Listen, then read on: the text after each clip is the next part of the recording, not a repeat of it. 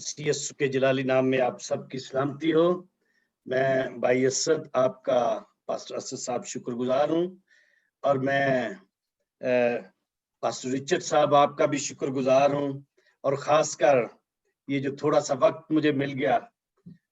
मैं आपको एक बात बताऊं, मुकाशफा में जो कुछ आज हुआ ये नॉर्मल सी बात है। जब कभी आप मुकाशफा की स्टडी लेते हैं या मुकाशफा को शुरू करते हैं तो बाज दफा बड़ी सारी रुकावटें आती हैं।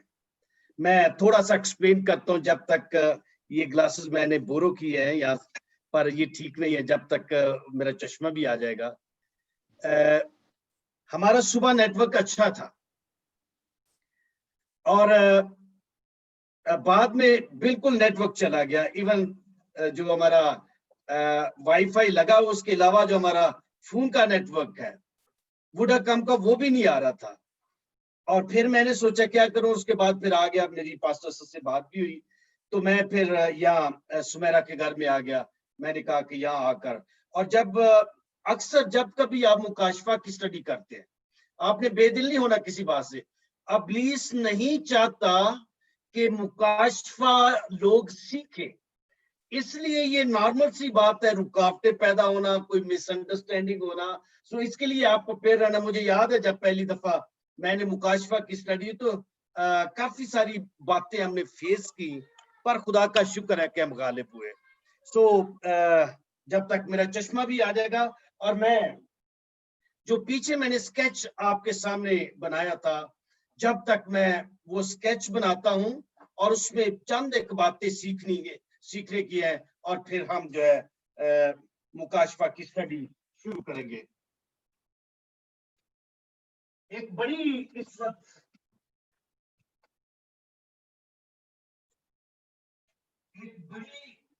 लोगों के अंदर एक सवाल है बड़ा कि अब क्या होगा, इसके बाद क्या होगा, क्योंकि पिछला साल पूरा जो है कोरोना के अंदर चला गया और बहुत सारे लोगों ने कहा कि अप्रैल में ये कोरोना खत्म हो जाएगा, कुछ लोगों ने कहा सितंबर में खत्म हो जाएगा, और अब सेकंड और थर्ड वेव जो है ये आना शुरू हो गई है।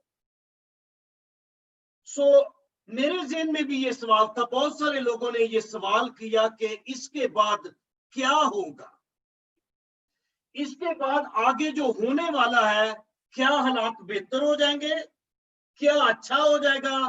पर जो मुझे समझ आई है, जो स्केच मैंने बनाया था लास्ट मंडे, मैं उस स्केच को दोबारा बनाता हूं। इसके बाद जो होगा वो खराब से खराबतर होगा। हालात दिन ब दिन जो है वो खराब होते जाएंगे, इकोनॉमी खराब होती जाएगी और दिन ब दिन जो है वो खराब से खराब होगा। और जब बहुत खराब हो जाएगा, यहां पर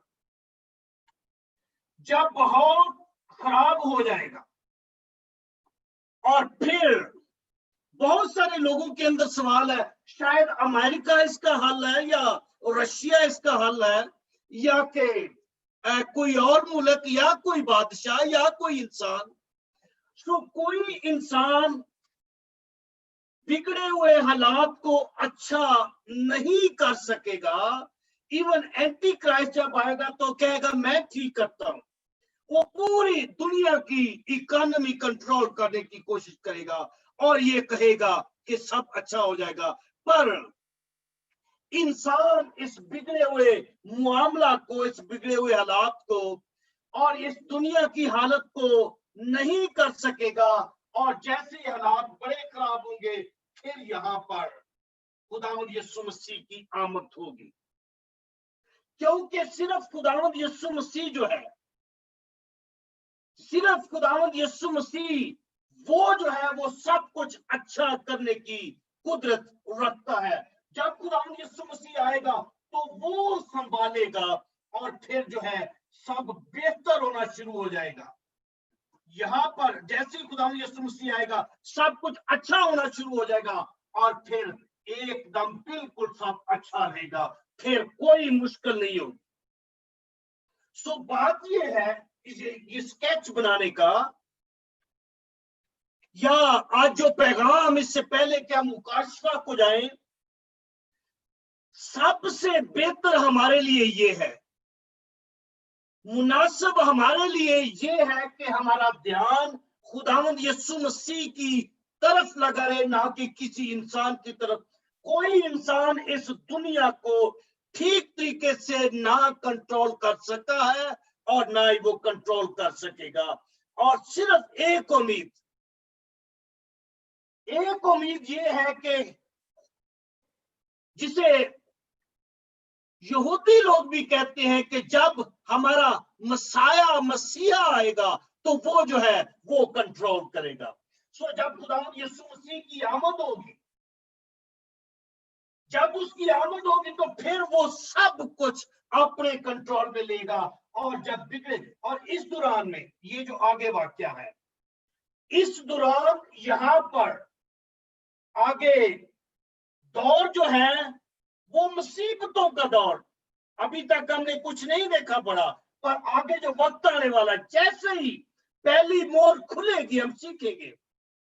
जब अबलीस का दौर शुरू हो जाएगा और फिर जंगें होंगी, फिर काल होंगे, फिर बीमारियां होंगी, और फिर जो है हालात इतने ज्यादा इस दुनिया के खराब हो जाएंगे, बाइबल जिसे कहती है। और फिर ऐसे हालात अभी तक लोगों ने देखे नहीं है जो कुछ होगा, और उन सब को ठीक करने के लिए हमारा खुदा यीशु मसीह आएगा इस जमीन को।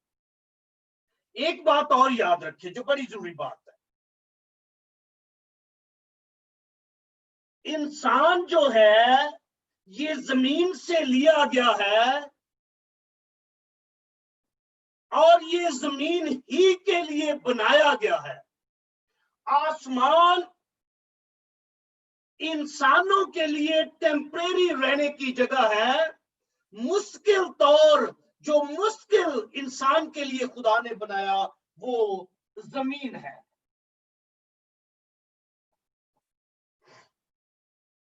जब खुदावंद यीशु मसीह आएगा आसमान से, और कलीसिया जो है वो, एक सवाल पास असद ने किया था, मैं थोड़ा सा उसको भी एक्सप्लेन करूंगा।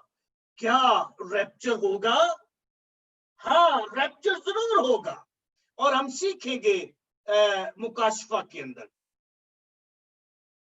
जब खुदावंद यीशु मसीह आएगा और कलीसिया भी उठाई जाएगी, और फिर जमीन पर खुदावंद यीशु मसीह आकर जमीन पर सब कुछ कंट्रोल करेगा, और खुदा के लोग उसके साथ जमीन पर 1000 साल के लिए बातचीत करेंगे। कंट्रोल करने वाले खुदा के लोग होंगे, और फिर खुदा यीशु मसीह सब कुछ अच्छा करेगा, बेहतर से बेहतर हो जाएगा। वबाएं, बीमारियां, काल, ये सब कुछ कंट्रोल हो जाएगा, और फिर एक स्मूथ 1000 साल के लिए 1000 साल के लिए एक बड़ी स्मूथ बादशाहत होगी, बड़ा अच्छा इंतजाम होगा, बड़ा अच्छा कंट्रोल होगा।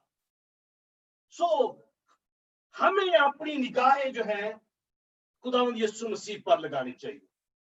हमें अपना ध्यान खुदावंद यीशु मसीह पर लगाना चाहिए। याद रखें, बड़ा जरूरी है। जो लोग, जब खुदावंद यीशु मसीह आएगा, जो खुदावंद यीशु मसीह में चले गए वो जिंदा होंगे, और जो जिंदा होंगे वो तब्दील हो जाएंगे। वो 1000 साल तक हम मुकाशफा की किताब में सीखेंगे। इस जमीन पर, जिस जमीन पर हम रह रहे हैं, इसी जमीन को 1000 साल तक रूल करेंगे। 1000 साल तक इस जमीन पर बादशाही करेंगे। बादशाही का निजाम खुदा के लोगों के कंट्रोल में होगा, उनके इख्तियार में होगा। और खुदा के लोग आज जो मेहनत कर रहे हैं, तुमने 5 के साथ 5 तोड़े कमाए, तू 10 शहरों का हाकिम होगा। तो बादशाही खुदावंद यीशु मसीह अपने लोगों को रिस्पॉन्सिबिलिटी देंगे ताकि वो इस पूरी दुनिया को कंट्रोल करें। सो चाहिए ये चश्मा भी मेरा आ गया और अब मुझे लगता है काफी बेहतर हो जाएगा। मुझे लगता है ये 2 विंडो बंद कर। अब हमारे लिए जो मेन बात है, अभी हम मुकाशफा की किताब शुरू करने को है, जो सबक मैं आपको देने लगा, सबक ये है कि ये वाला टाइम जो है, आज से लेकर खुदावंद यीशु मसीह की आमद का टाइम, इस टाइम के अंदर दुनिया के लिए बहुत सारी मुसीबतें, वबाएं और बहुत कुछ है, और खुदा के लोगों के लिए अबलीस की तरफ से इज़हार सानिया, दुख तकलीफ खुदा के लोगों के लिए भी आएंगे। सो इस पीरियड में, इस दौरान हमें अपना फोकस जो है खुदावंद यीशु मसीह पर, हमारा ध्यान जो है खुदावंद यीशु मसीह पर होना चाहिए। फिर जब खुदावंद यीशु मसीह आ जाएगा यहाँ पर, और यहाँ से खुदावंद यीशु मसीह पूरा कंट्रोल करेगा, और फिर जो है 1000 साल की बात चाहिए है, फिर सब कुछ अच्छा होगा। आइए बाकी बातें हम देखते हैं।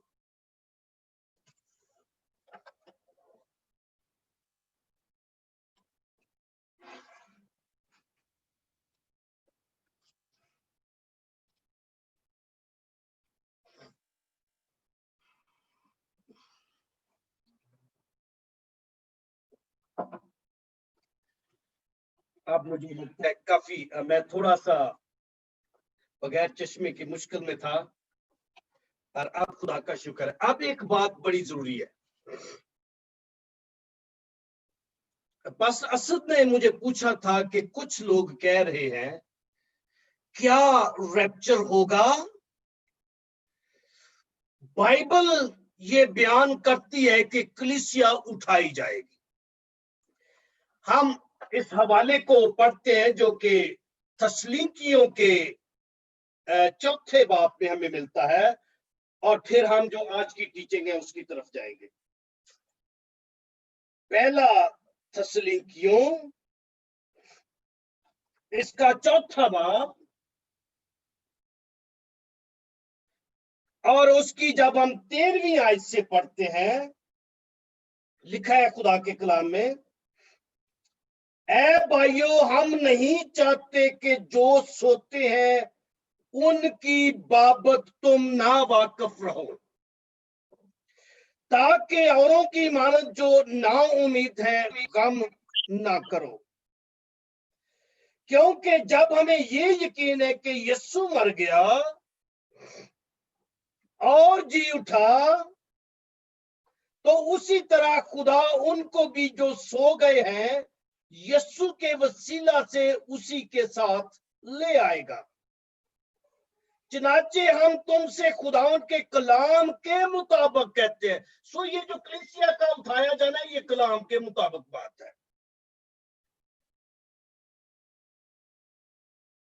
चनाचे हम तुमसे खुदावन के कलाम के मुताबिक कहते हैं कि हम जो जिंदा हैं और खुदावंत के आने तक बाकी रहेंगे, सोए हुओं से हरगिज आगे ना बढ़ेंगे, क्योंकि खुदावंत खुद आसमान से ललकार और मुकर्रब फरिश्ता की आवाज और खुदा के नरसंगे के साथ उतर आएगा,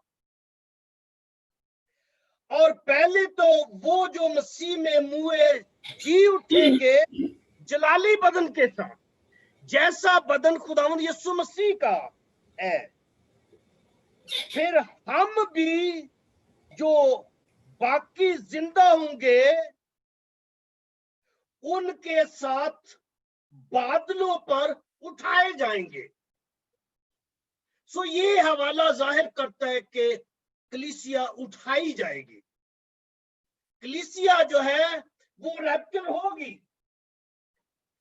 बादलों पर उठाए जाएंगे, ताकि हवा में जो मेन बात रैप्चर के अंदर सीखने की है, कलीसिया के उठाए जाने में जो मेन बात है, जिस पर तवज्जो देने की बात है, क्योंकि बहुत सारी डॉक्ट्रीन है इसके बारे, रैप्चर कब होगा, क्या होगा, पर यहाँ एक बात हमें साफ साफ नजर आती है। और मैंने पहले भी आपसे कहा था और आज भी कहता हूं कि वो बात जो हमें बाइबल से मिले, हमें उस पर तवज्जो देनी है।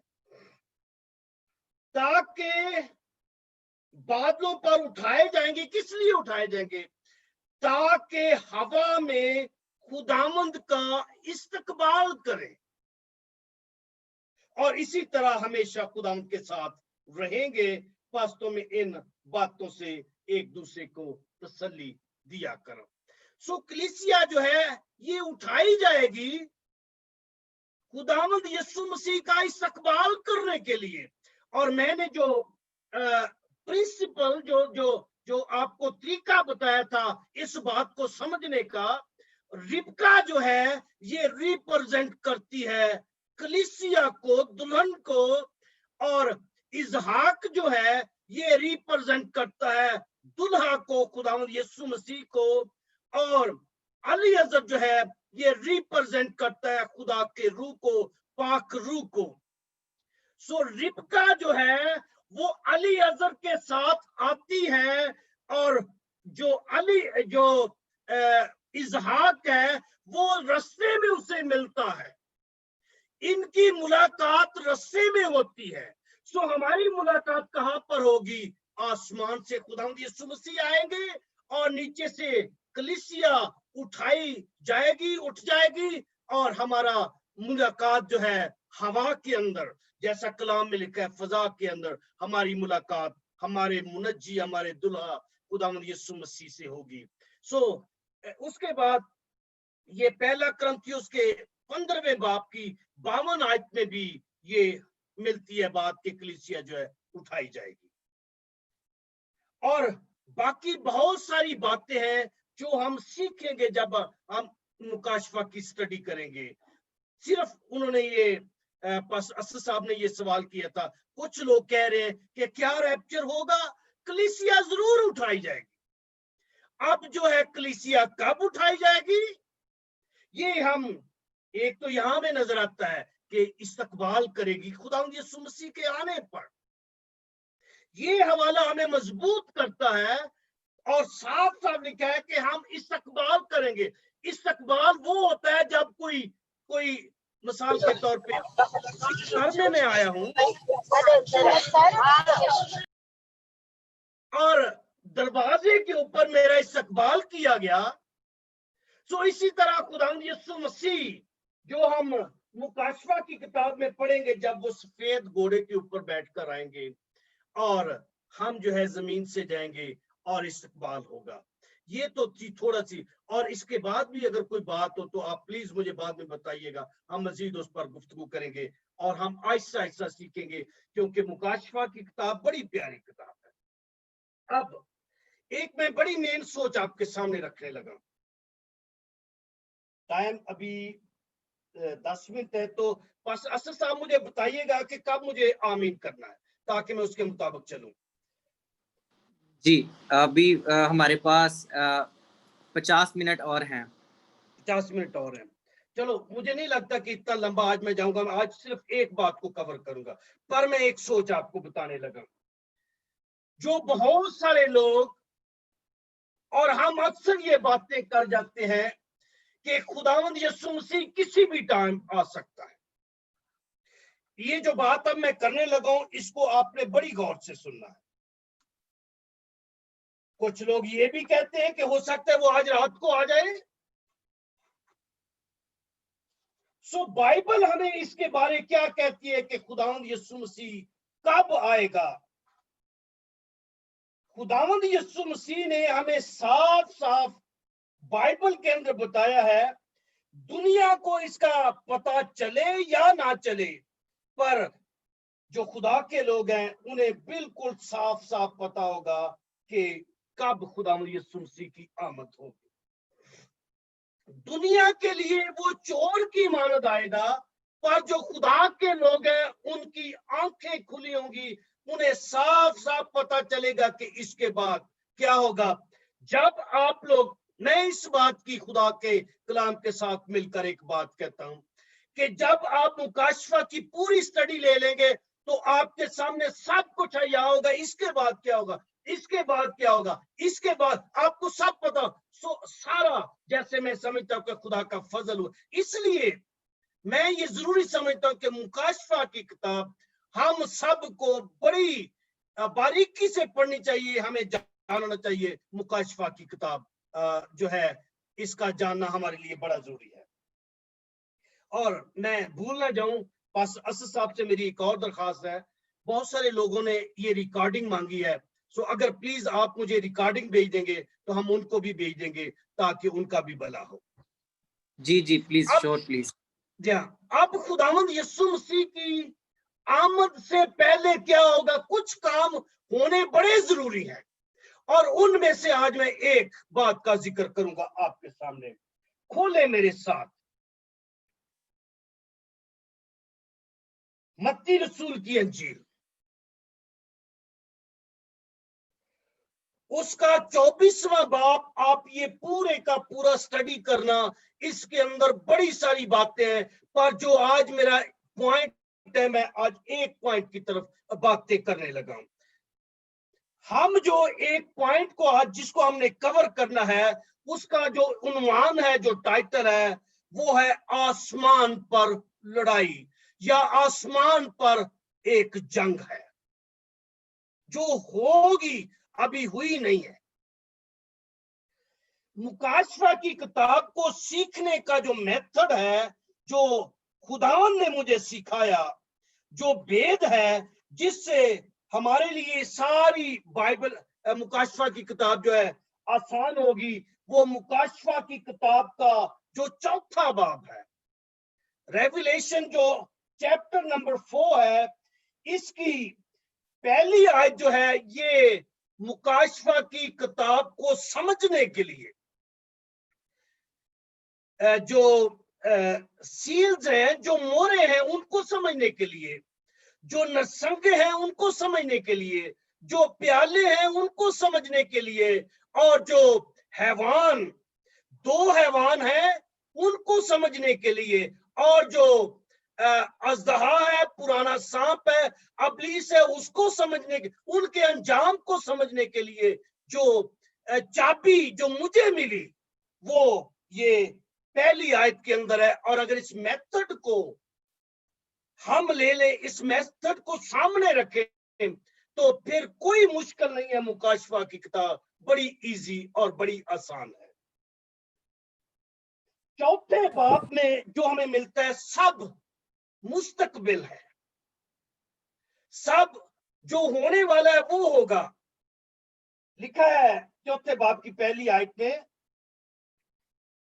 इन बातों के बाद जो मैंने निगाह की तो क्या देखता हूं,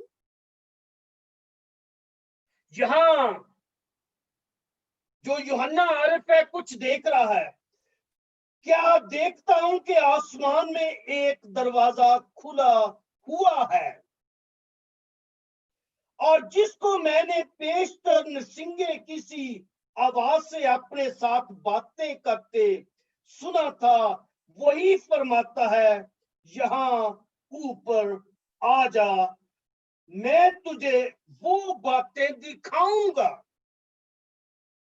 तो यहां उसने देखा सारी बातें जिनका इनके बाद होना जरूर है। सो ये सारी बातें बात की हैं, और ये जो उसे कहने वाला है, ये खुदावंद यीशु मसीह है, जो पहले बाब की 13वीं आयत से 14वीं आयत से खुदावंद यीशु मसीह की बाबत ये सारी बात लिखी गई है। ये वो है, खुदावंद यीशु मसीह उसे कहता है कि तू ऊपर आ जा। सो यहाँ यूहन्ना जो है, ये आसमान पर चला गया। अब ये खुदावंद जानता है कि वो बदन समेत गया या बदन के बगैर गया। जैसे पौलुस कहता है कि मैं तीसरे आसमान पर उठा लिया गया, और वो कहते हैं मैं नहीं जानता बदन के समेत गया या बगैर बदन के, ये खुदा को मालूम है। और मैंने वहां पर वो बातें जाकर सुनी जिनका आदमी को कहना रफा नहीं। सो यूहन्ना आरिफ जो है, अब जो है इस वक्त वो इस चौथे बाब में वो आसमान पर चला गया, और उसने वो बातें जो मुस्तकबिल की बातें हैं, क्योंकि खुदा मुस्तकबिल को जानता है। मैं समझता हूं कि वो जो किताब की जो मोहरें हैं, वो किताब के अंदर चला गया और खुदा ने उसे वो सारी बातें दिखाई, उसे वो सारी बातें सुनाई जिनका खुदा ने कहा कि इसके बाद होना जरूर है। सो बात हम कर रहे थे जंग की, और मैं साथ साथ आप मुकाशफा का 12वां बाब खोलें। हम इसको थोड़ा सा स्टार्ट करके हम बहुत सारे हवाले, क्योंकि यहाँ एक बड़ा सेंसिटिव टॉपिक है जिसको आज हम सीखने लगे हैं, और एक बड़ा जरूरी टॉपिक है। हम मुकाशफा की किताब को जिस तरह से सीखेंगे, पहले हम इस लड़ाई को आज सीखते हैं, आगे हम देखेंगे हैवानों के बारे, और आगे सारा अच्छी अच्छी रिपोर्ट जो है उसको कवर करने के बाद फिर हम वापस आएंगे सीले जो मोरे हैं, वो बड़ा आसान है, प्याले वो बड़ा आसानी से आपको समझ आ जाए, क्योंकि मुझे उसमें कोई मुश्किल नजर नहीं आती। पर उससे पहले चंद एक जो डीप बातें हैं, जो सेंसिटिव बातें हैं, उनको सीखना, और उनमें से आज एक बात जो है वो है 12वें बाब की 7वीं आयत से जो बातें शुरू होती हैं, उनको हमने सीखना है। पर ये बातें कब होंगी? सवाल किया गया था खुदावंद यीशु मसीह से। खोले मेरे साथ मत्ती रसूल की इंजील कि ऐ खुदावंद, तेरे आने और दुनिया के आखिर होने क्या निशान होंगे? सो खुदावंद यीशु मसीह ने अपने शागिर्दों को वो बातें समझाई, और आज उनमें से एक पॉइंट में आपके सामने रखने लगा हूं। आज उस पॉइंट को सीखेंगे। 24वां बाब मत्ती रसूल की इंजील में से, और उसकी हम 29वीं आयत से सीखेंगे। Matthew chapter number 24 and verse number from 29। लिखा है खुदा के कलाम में, और फौरन उन दिनों की मुसीबत के बाद सूरज तारीक हो जाएगा। जब हम, अब आपने बड़ी तवज्जो देनी है, जब हम उन नरसंगों की तरफ आएंगे, प्यालों की तरफ आएंगे, तो ये बात जो है सूरज तारीक हो जाएगा।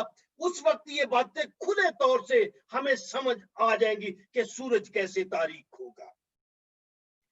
और फौरन उन दिनों की मुसीबत के बाद सूरज तारीक हो जाएगा, और चांद अपनी रोशनी ना देगा, और सितारे आसमान से गिरेंगे।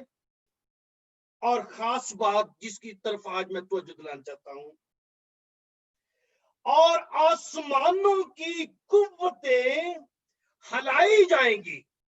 मैं थोड़ा सा आगे करके, क्योंकि आज बात जो है ये जो आसमानी कुव्वतें, इनकी बात है।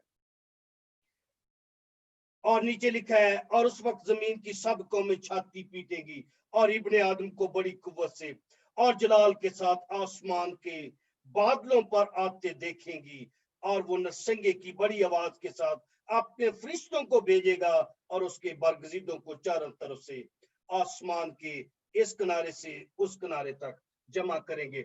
यानी ये वाकया है जब खुदावंद यीशु मसीह आएगा, और कलीसिया जो है वो इकट्ठी होगी, और वो उठाई जाएगी, और फिर हम उसका, खुदावंद यीशु मसीह का इस्तकबाल करेंगे।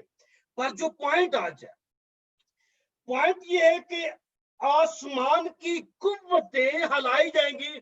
कौन सी वाली कुव्वतें हिलाई जाएंगी? आसमान की जो कुव्वतें हैं, हिलाने के लिए मैं अक्सर ये कहता हूं, अगर कोई दस्त तो उसके ऊपर फल लगा, और जब उसको हिलाया जाए तो सब उसका फल जो है नीचे गिर जाता है। सो कौन सी वाली कुव्वतें जो है हिलाई जाएंगी? अब चले मुकाशफा को हम शुरू करते हैं, और फिर हम उस बात को देखेंगे। मुकाशफा का 12वां बाब और उसकी 7वीं आयत खोले मेरे साथ, जिसके पास बाइबल है।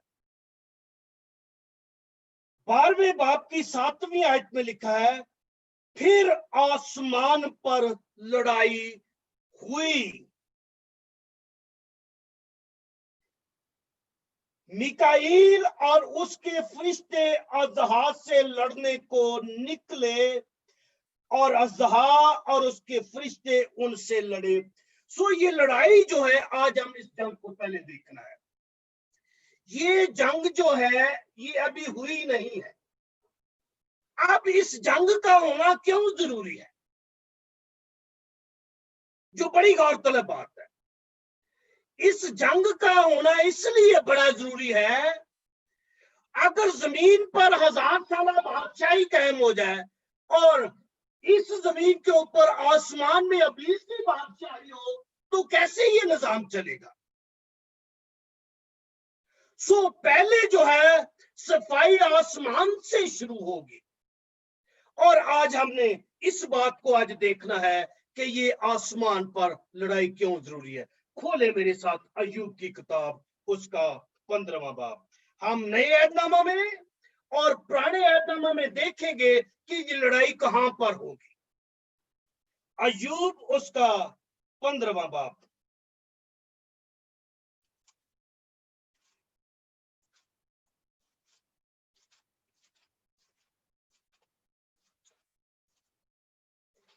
अय्यूब का 15वां बाब और उसकी 15वीं आयत में लिखा है,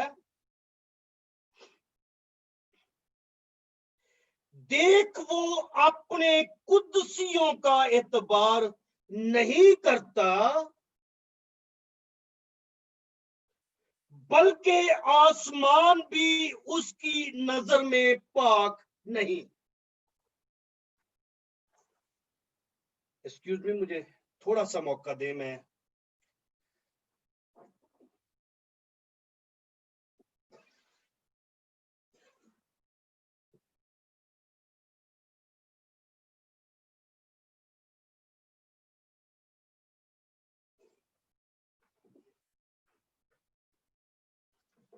थैंक यू सो मच। मैं याद कर रहा हूं कि पिछली दफा जब मैं यही सेम टॉपिक पर बात कर रहा था, तो हालांकि सुबह से मुझे कुछ नहीं था, और जैसे ही मैं आया मुझे थोड़ा सा ऐसा महसूस होने लगा। हो सकता है यहाँ थोड़ा मौसम भी ठंडा है, तो मुझे फ्लू सा महसूस होने लगा। लिखा है खुदा के कलाम में, अय्यूब का 15वां बाब उसकी 15वीं आयत, देख वो अपने कुद्सियों का एतबार नहीं करता, बल्कि आसमान भी उसकी नजर में पाक नहीं। अब कौन सा आसमान उसकी नजर में पाक नहीं? ये खुदा का कलाम कह रहा है कि आसमान उसकी नजर में पाक नहीं। ये बड़ा सेंसिटिव टॉपिक है जिसको आज हम सीखने को है। मत्ती रसूल की अंजील में हमने पढ़ा कि आसमान की कुव्वतें हिलाई जाएंगी। जब हम मरकस की अंजील का 13वां बाब पढ़ते हैं, उसकी 24वीं और 25वीं आयत, आप ये हवाला नोट कर ले। सो वहां भी ये बात लिखी है कि आसमान में जो कुव्वतें हैं उनको हिलाया जाएगा। और ये कौन से आसमान पर है? मैं थोड़े और हवालों से खोले मेरे साथ, जो क्रंथियों का हमने हवाला पढ़ा था, दूसरा क्रंथियों उसका 12वां बाब। अब थोड़ा सा पहले हम देखेंगे आसमानों के बारे में। दूसरा क्रंथियों उसका 12वां बाब और उसकी पहली आयत से लिखा है, मैं ये पढ़ने लगा हूं सारा। मुझे फख्र करना जरूर हुआ, अगरचे मुफीद नहीं, ये बुजुर्ग पौलुस कह रहे हैं। बस जो रोया और मुकाशफे खुदावंद की तरफ से अनायत हुए, ये 2 Corinthians chapter number 12 and from verse number 1, पहली आयत से मैं पढ़ रहा हूं। दूसरा क्रंथियों 12वां बाब और पहली आयत से, रोया और मुकाशफे खुदावंद की तरफ से इनायत हुए, उनका मैं जिक्र करता हूं। बस मैं मसीह में एक शख्स को जानता हूं, ये पौलुस अपने बारे कह रहा है।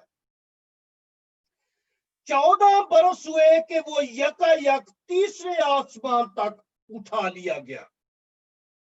सो यहां हम देखते हैं तीसरे आसमान पर पौलुस पहुंचा है।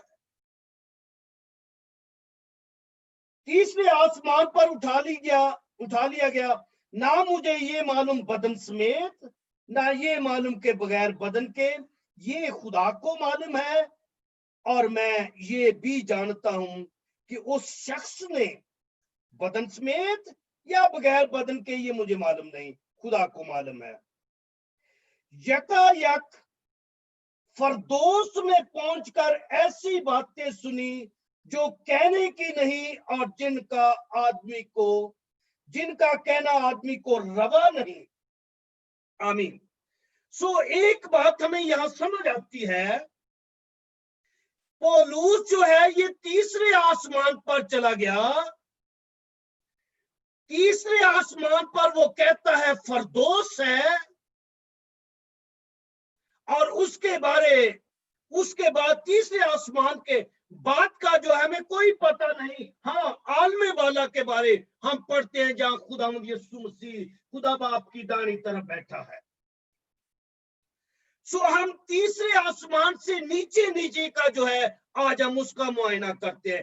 तीसरे आसमान पर तो फरदौस है। मुझे नहीं लगता कि तीसरे आसमान में नापाकी है, क्योंकि वो तो पाक है, वो फरदौस है, वो पाक जगह है। सो जिस आसमान की बाबत अय्यूब की किताब कहती है आसमान भी तेरी नजर में पाक नहीं, वो कौन सा वाला आसमान है? उससे ऊपर मुझे नहीं लगता कोई ऐसा आसमान जो नापाक हो, क्योंकि उसके ऊपर तो मुझे लगता है आलमे बाला है या कोई और है, तो वो खुदावंद जानता है। पर तीसरे आसमान से नीचे की बात मुझे लगता है यूब करता है, जहां वो कहता है कि आसमान तेरी नजर में पाक नहीं। हम चांद के हवालों से इस बात को देखेंगे और फिर मैं जो है ये अगली बात करूंगा। अब खोलेंगे साथ इफ्सियों का लेटर जो है, इफ्सियों का दूसरा बाब।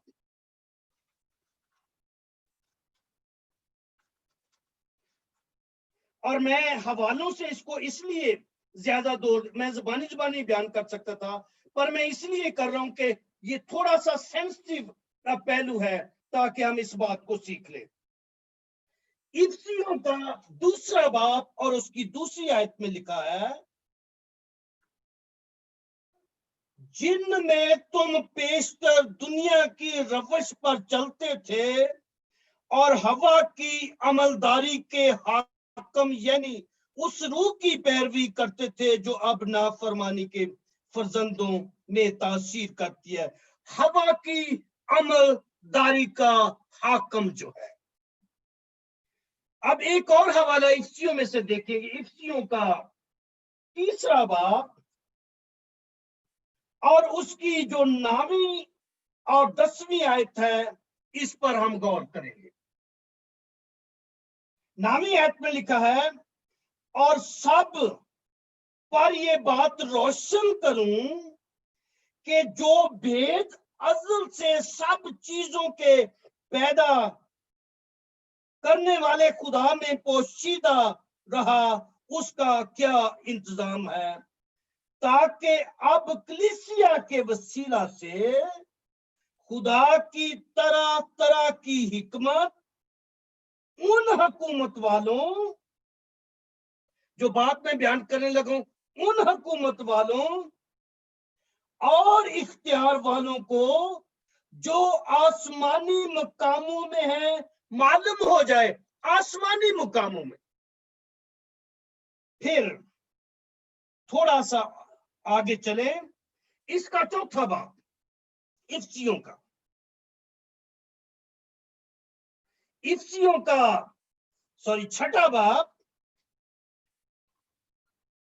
और इसकी हम 10वीं आयत से पढ़ते हैं। इफ्सियों का छठा बाब और 10वीं आयत से लिखा है, गरज खुदामंद में और उसकी कुदरत के जोर में मजबूत बनो, खुदा के सब हथियार बांध लो, ताकि तुम अबलीस के मंसूबों का मुकाबला में कायम रह सको। क्योंकि हमें खून और गोश्त से कुश्ती नहीं करना है, बल्कि हुकूमत वालों और इख्तियार वालों और इस दुनिया की तारीकी के हाकिमों और शरारत की उन रूहानी फौजों से जो आसमानी मकामों में है। सो अब्लीस की जो किंगडम है वो आसमानी मकामों में है। अब्लीस की एक पूरी बादशाही है। इस जमीन को वो अपने उस बादशाही से कंट्रोल करता है, नीचे जमीन पर का सारा इंतजाम। सो उसकी बादशाही जो है आसमानों में से एक आसमान पर उसकी पूरी पूरी किंगडम है जहां से वो कंट्रोल करता है, और वो किंगडम तीसरे आसमान से नीचे है, क्योंकि तीसरे आसमान पर तो फरदौस है। और ये जो लड़ाई होगी, जो मुकाशवा की किताब से भी हम पढ़ेंगे, ये लड़ाई खुदावंद यीशु मसीह की आमद से पहले, कलीसिया के उठाए जाने से पहले इस लड़ाई का होना बड़ा जरूरी है। अब जो हमारी लड़ाई है, हमारी लड़ाई उन कुव्वतों से है, क्योंकि इफ्सियों के लेटर में हमें मिलता है कि उन रूहानी फौजों से जो आसमानी मकामों में हैं। मैं एक और हवाले से आपको मजबूत करता हूं, खोले मेरे साथ लूका रसूल की इंजील, और फिर हम पुराने अहद में मैं ये आपको मजबूत करना चाह रहा हूं, इससे पहले कि हम मुकाशवा की वो किताब पढ़े कि इस वक्त अब्लीस की बादशाही कहां है, या अब्लीस कहां से कंट्रोल करता है, या जो मुकाशवा की किताब हम लड़ाई वो अभी पढ़ने को है, उस टीचिंग को देखने को है, ताकि हमें पता चल जाए, हमें समझ आ जाए कि वो लड़ाई क्यों होगी, और अभी जो है अब्लीस कहां पर है और उसका रोल क्या है, वो क्या करता है, क्यों उसने अपनी किंगडम को वहां पर रखा हुआ है। लूका की अंजील उसका 10वां बाब,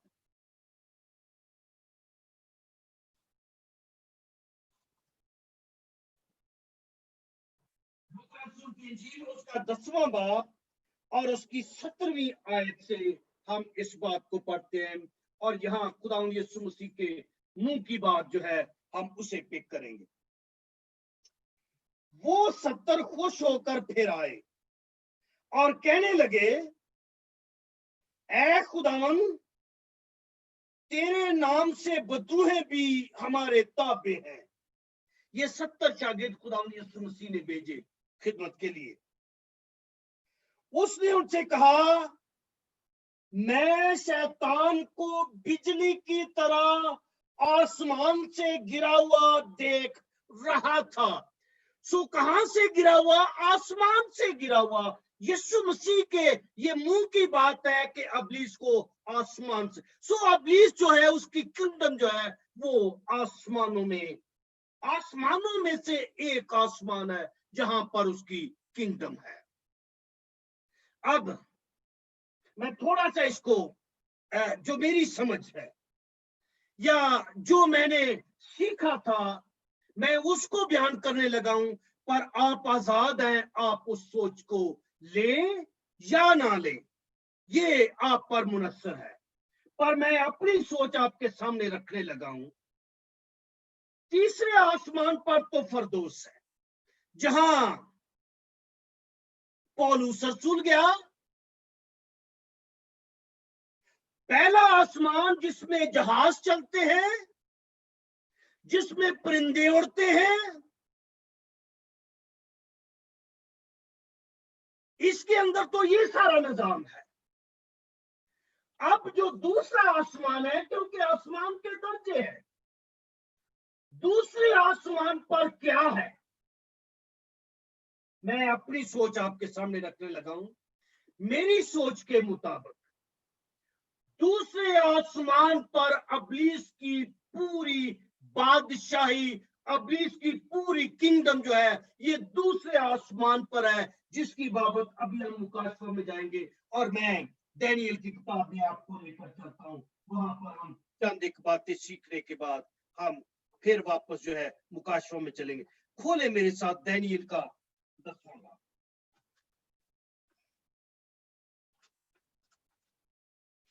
दानियेल की किताब और उसका 10वां बाब।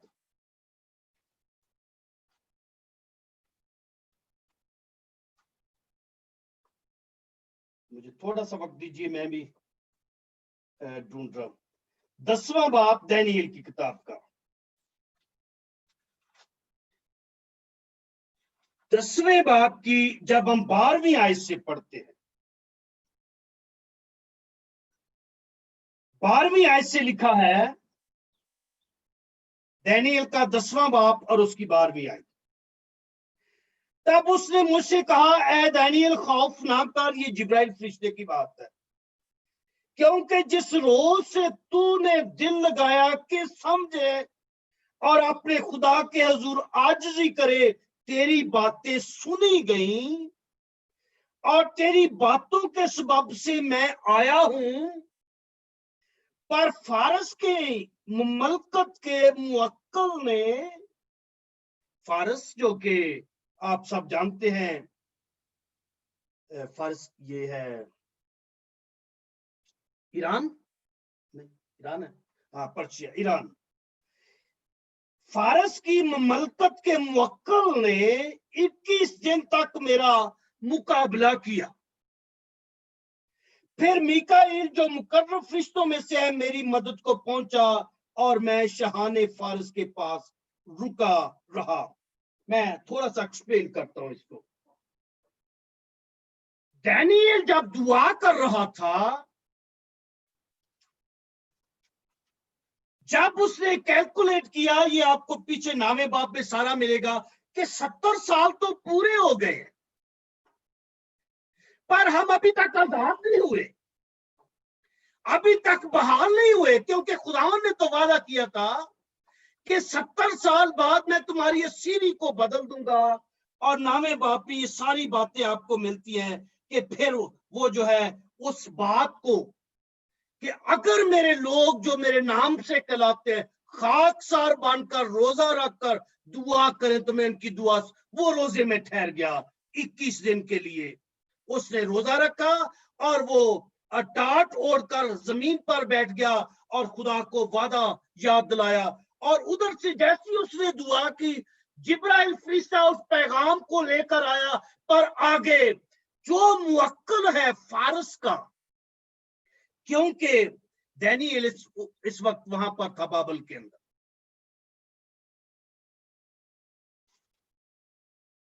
या फारस के अंदर। और जो जिब्राइल जब आया तो ये फारस का मुवक्किल जो है, इब्लीस की एक पूरी किंगडम है। जैसे जमीन पर बादशाही और उनके वजीर होते हैं, आसमान पर भी इब्लीस की भी एक किंगडम है, वो है, और उसके साथ उसकी बदरूहें हैं, उसके फरिश्ते हैं जो पूरी दुनिया को। मैं जब इसको देखता हूं तो मुझे ये समझ आती है कि पूरी दुनिया, हर मुल्क के ऊपर एक इब्लीस का मुवक्किल है और उसके साथ काम करने वाले हैं। सो उस मुवक्किल ने जिब्राइल यानी उस बादशाही से गुजर कर फरिश्ते को नीचे आना होता है। सो उस मुवक्किल ने उसे रोक दिया और फिर मीकाईल जो जंगजू फरिश्ता है वो आया और उसने उससे लड़ाई की और फिर जो है जिब्राइल पैगाम लेकर आया। अगर आप इसकी थोड़ा सा आगे देखें दानियेल की किताब में, इसकी 20वीं आयत में, 20वीं आयत में लिखा है 10वें बाब की, तब उसने कहा, क्या तू जानता है कि तेरे पास किस लिए आया हूं? और अब मैं फारस के मुवक्किल से लड़ने को वापस जाता हूं और मेरे जाते ही यूनान का मुवक्किल आएगा। और आगे उसे बताता है कि तेरा मुवक्किल जो है मीकाईल है। सो ये जो इब्लीस है, इसकी किंगडम जो है, इसके मुवक्किल है हर मुल्क के ऊपर। जब पैगाम आता है या हमारी दुआएं ऊपर जाती है तो दूसरे आसमान पर ये पूरी इब्लीस की किंगडम है। और मुकाशफा का 12वां बाब हमें सिखाता है, हमें बताता है कि इससे पहले कि खुदावंद यीशु मसीह की आमद हो या इससे पहले कि कलीसिया जो है उठाई जाए, उस किंगडम को वहां से खत्म करना बड़ा जरूरी है। चले अब मुकाशफा की किताब में बाकी बातें हम वहां सीखते हैं, और मुझे लगता है कि आज हम सिर्फ इसी को मुकम्मल कर पाएंगे। मुकाशफा की किताब उसका 12वां बाब और उसकी 7वीं आयत से, और हम इनको सीखेंगे मुकाशफा की किताब को इस तरह से कि एक बात को हम लेंगे और उस पैसेज को हम मुकम्मल करेंगे और फिर हम आगे चलेंगे। लास्ट में हम आएंगे लेटर्स की तरफ, क्योंकि वो जो खत हैं 7 लेटर वो तो तकरीबन सारे खादम प्रीच करते हैं। हाँ, उसमें भी चंद बातें हैं वो भी सीखेंगे, और जो 4था और 5वां बाप है उसमें हम सीखेंगे, और वो कब होगा जब वो मोहरें खुलेंगी। ये सारी बातें जैसे ही पहली मोहर खुलेगी और उसके बाद ये सब कुछ होना जो है ये शुरू हो जाएगा। और उसमें से का एक वाकया पहले आज हम देखते हैं, और ये है 7वीं आयत से। फिर आसमान पर लड़ाई हुई, सो दूसरे आसमान पर एक बड़ी जंग होगी। तीसरे आसमान की बाबत हम नहीं कह सकते, क्योंकि वहां पर तो फरदौस है, वहां पर तो खुदा की टोटल वहां पर कंट्रोल और उसकी हजूरी है। और जो पौलुस है ये तीसरे आसमान पर पहुंचे, खुदा के लोग जो हैं वो फरदौस के अंदर जाते हैं। पर जो दूसरा आसमान है वहां पर एक लड़ाई होगी, क्योंकि अभी तक अबलीस की जो किंगडम है, शैतान की जो किंगडम है, वो दूसरे आसमान पर है, जहां से वो कंट्रोल करता है जमीन, वो आता जाता है दूसरे आसमान पर। मैं थोड़ा सा और आपको वाज़ेह करूं, अबलीस को अभी तक एक्सेस है, वो खुदा की हजूरी में इल्जाम लगाने के लिए जाता है। अय्यूब के दौर में बाइबल में लिखा है कि एक दिन खुदा के बेटे खुदा के पास आए और उनके दरमियान अबलीस भी आ गया। वो आसमानी अदालत में हमारे ऊपर इल्जाम लगाता रहता है, पर जब उसका वो एक्सेस खत्म हो जाएगा, जैसे ही जंग होगी दूसरे आसमान पर और अबलीस और उसके साथ के फरिश्ते जमीन पर गिरा दिए जाएंगे, और फिर जमीन के लिए तो बड़ा सख्त वक्त होगा, पर आसमानों की सफाई हो जाएगी। लिखा है फिर आसमान पर लड़ाई हुई, मिकाईल जो के खुदावंत की फौज, जो फरिश्तों की फौज का सरदार है, मिकाईल और उसके फरिश्ते, उसके साथ उसकी फौज है, अजदहा से लड़ने को निकले अबलीस से, और अजदहा और उसके फरिश्ते उनसे लड़े। सो आसमान पर ये जो लड़ाई होगी ये फरिश्तों के दरमियान होगी, खुदावंत के फरिश्ते और अबलीस के जो फॉलोअर हैं ये दोनों ही फरिश्ते, पर ये नापाक फरिश्ते हैं। ये वो फरिश्ते हैं जिन्होंने खुदावंत को डिसोबे किया और उन्होंने अबलीस का साथ दिया, और ये 1/3 टोटल फरिश्तों का 1/3 फरिश्ते हैं जो अबलीस के साथ है। ये मुकाशफा के 12वें बाब की आपको तीसरी चौथी आयत में आपको मिलेंगे। जब हम यहां आएंगे तो ये बात क्लियर हो जाएगी। सो टोटल फरिश्तों का 1/3 जो है, इनका सरदार लूसीफर है, इनका सरदार शैतान है। ये जो है उनको लीड करता है, और इसकी एक अपनी बादशाही है जो दूसरे आसमान के ऊपर है, और खुदावंद यीशु मसीह की आमद से पहले पहले उसका भी जो है लड़ाई का होना बड़ा जरूरी है। 8वीं आयत, लेकिन गालिब ना आए। जब मिकाईल और उसके फरिश्तों की और लूसीफर और उसके फरिश्तों की आपस में लड़ाई हुई, तो लूसीफर के, अजदहा के, अबलीस के फरिश्ते गालिब ना आए, मिकाईल और उसके फरिश्ते जो हैं गालिब आए। और इसके बाद आसमान पर उनके लिए जगह ना रही, यानी आसमान से उनकी सफाई कर दी गई, और वो बड़ा अजदहा यानी वही पुराना सा जो अबलीस और शैतान कहलाता है और सारे जहान को गुमराह कर देता है, जमीन पर गिरा दिया गया और उसके फरिश्ते भी उसके साथ गिरा दिए गए।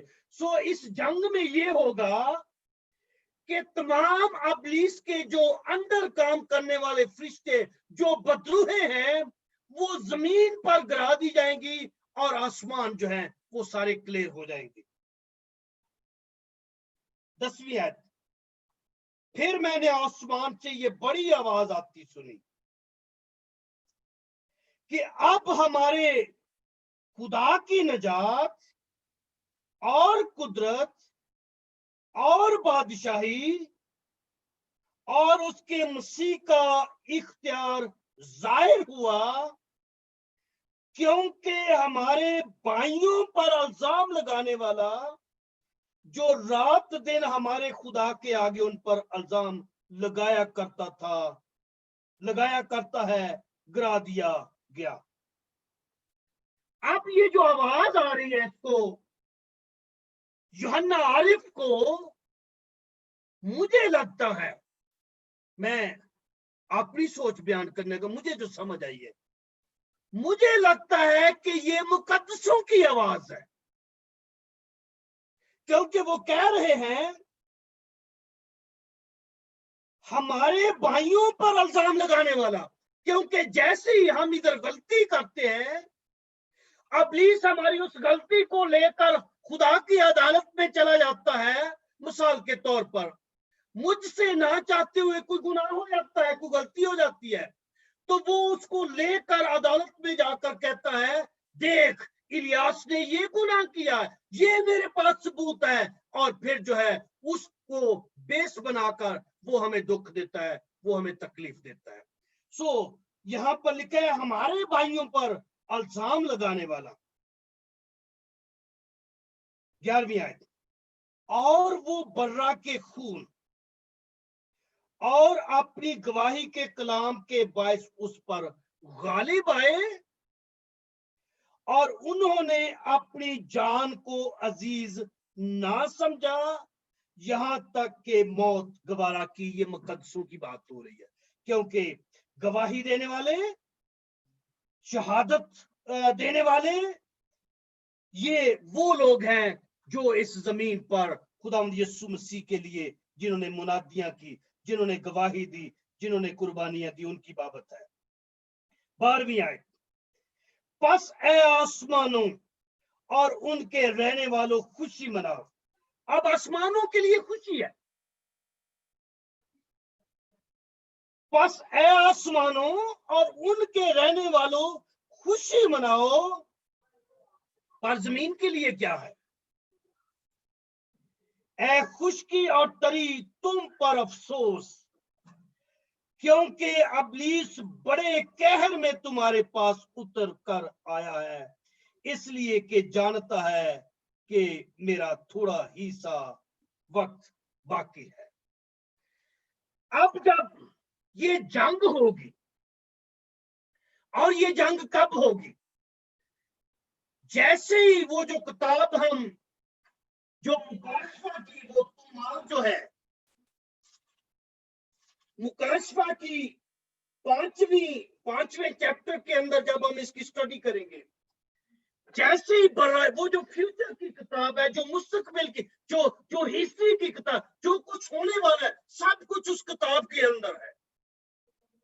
जैसे ही खुदा यीशु मसीह वो मोहर खोलेगा और उसके बाद ये सारा सिलसिला शुरू हो जाएगा, और इसी के दौरान में ये जंग भी होगी आसमान पर। और जब ये जंग होगी, जब अबलीस, अब तो जो कुछ हम जमीन पर देखते हैं इतना बुरा नहीं है, पर जब अबलीस अपने सारे फरिश्तों के साथ इस जमीन पर, क्योंकि आसमान के लिए उस पर जगह ना रहेगी, अब आसमान क्लियर हो जाएंगे, फिर वो आकर करेगा क्या, आगे हम सीखेंगे।